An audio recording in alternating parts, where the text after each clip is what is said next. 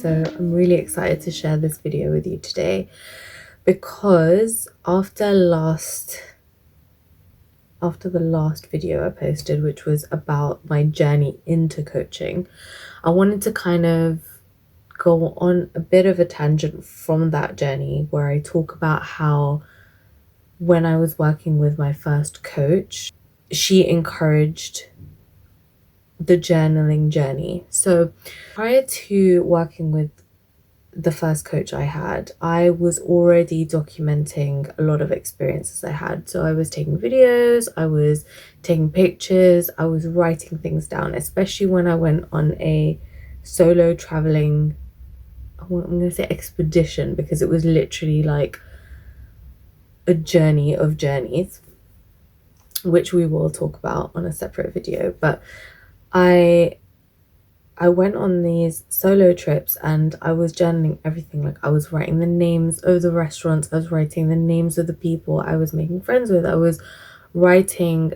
like specifics, like dates and moments and just little things that just made the journey so enjoyable and so expansive. And because of that, I just kind of got used to having my notebook with me at all times. Wherever I was going, I was carrying it with me. And I remember I was taking notes of things when I'd be listening to self-improvement podcasts, or well, at that time I don't think it was more audiobooks I was listening to.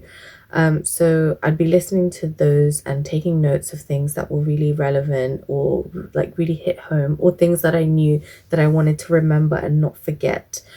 And the way I got into that, if you listen to my podcast episodes about on my Spotify or Apple Podcasts, in the episodes My Story 1 and 2, I talk quite deep into the journey about how I broke my leg and what happened in the time that my leg was broken. And in that time, I spent a lot of time with my dad, and he would sit down with me every afternoon and we would go through about an hour of personal development. And in those times that we'd be sitting down and doing all of that, I started taking notes, and a lot of the notes were consisting of writing things down. A lot of it was, hey, when you wake up in the morning or when you go to bed, like, write down your ideas. Like, don't go to sleep without writing them down because you will forget them. And I guess from that point onwards, I had written like goals down, but I hadn't actually figured out myself. I hadn't learned about myself. So that led me on to obviously working with my coach. And when I was working with her, she really took us down this rabbit hole of so I did a group coaching with her and I did one-to-one coaching with her, but we went down a rabbit hole of journaling that was, it's in such a new way that I'd never experienced it before. There were obviously prompt questions about, like my feelings and things like that, but there was a lot of embodiment that was present in these journaling sessions. So we talked a lot about how after we meditated, what came up and where did it come up and where did it come up in our physical body, as well as emotionally and in our mind. And it was very holistic, and that was the whole point of working with her. And what drew me to her was the fact that she incorporated like holistic health and well-being. She wanted to help people understand their mind, body and soul. And that was the first time I'd ever written in such depth about like the parallels between my mind, my body and my soul, and actually written it down. So I'd felt things when I was doing my yoga journey and I was going to yoga classes very often. I definitely felt emotions in different places. I remember one time very clearly, actually, we were in a yoga class. This is now before working with my life coach, but I was in a yoga class and we did, a heart opening pose. And in that heart opening pose, I remember having so much emotion come up in me. I literally was crying my eyes out. And I remember that being the first time I really just got so emotional during a yoga session. And I found it really powerful because there was a big release that occurred when I cried. And at the time, I can't tell you exactly what was on my heart in that moment, but I just remember feeling very like the overwhelm had come up and it was released. And that was, again, really powerful. So then I knew when I was on this yoga journey that there was something super powerful about yoga.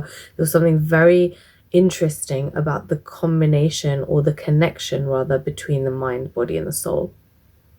And hence the journey leading me on to meeting my coach and working with her, and then doing these journaling sessions that were just so interesting. And we talked a lot about chakras. And if you don't know about chakras or chakras or however you want to call them,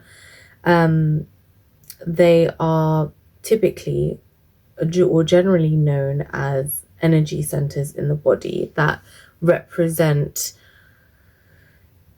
the mental, emotional, and physical aspect of the self. And each chakra has a different emotion or connection to the mind, body, and the soul. And the vibrational frequency of those chakras, they can vibrate at different frequencies. So some people, if you have already had experience with working with embodiment workers or anybody doing any sort of chakra work, you'll know that sometimes they use the terminology of your chakras being imbalanced or blocked. And what that actually means is that there's parts of your body or there's parts of your soul really that need attention. Either it's imbalanced, or it's balanced, or it's overextended. And I just remember that first time I really got exposed to the chakras on a deep level. It was so interesting. It was so inspiring. And I didn't at that point have any particular value or system in me that thought anything was bizarre or wrong with those ideas. In fact, it resonated really well with me at the time, because I was on this journey trying to learn about myself, and doing something like learning about my chakra positions, or like how I'm experiencing things through the imbalances in my chakras. Like that really just opened up a whole world to me. And I just remember really feeling, I'd always feel a lot of stuff come up, or pain sometimes, or like this strange feeling under my rib cage. And that's where your solar plexus is. And your solar plexus it's a yellow color, and the concept of your solar plexus is it's to do with your power. And that used to be a big issue for me. I definitely felt like my power was constantly given to others, and I didn't really understand that concept at the time. But now that I look back and I'm looking from that perspective, I can see exactly where and why I felt and experienced the emotions that I was experiencing, and experiencing the fear and pain that I was feeling. It really was located in this particular area, which is to do with your personal power. And the more you are like giving of yourself in a people-pleasing way, the less power you essentially have. And the less power you have, the more that you're harboring inside these energy centers that are then blocking you from actually like having a clear channel, as it were. Now, if all of what I'm saying sounds really bizarre to you and you're like, what channels is she talking about? This is a YouTube channel. Why are we talking about chakra channels? But I just wanted to share with you how some of those ideas really just sparked something new within me that led me more deeper on a curiosity journey to how we can kind of understand ourselves better. Even if you don't believe in the idea of chakras, or even if you think, do you know what, it doesn't really make a lot of sense, or my religion doesn't really talk about this, so why would it be something I would consider. But I definitely think that you can still apply the main principles into your life. So even if you forget about all the color ideas and you forget all about the where they are in the body specifically, I mean, that actually does help when doing this chakra work. But if you just concentrate on the places in your character, in your belief system, in yourself, where you are clear and where you are not clear, where you are stuck, where you are imbalanced, those ideas can really reflect back to you about yourself. And I just feel like there's a lot actually of truth in how it reflects back to you.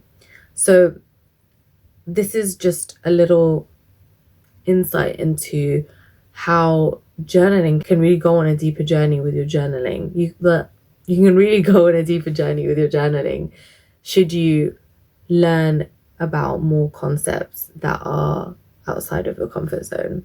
So that's what I wanted to share with you today. It's a short video, but it's a little bit about my experience. I just want to send so much gratitude for everything that you guys have shared already. Please like, comment, and subscribe, and I will see you in the next video.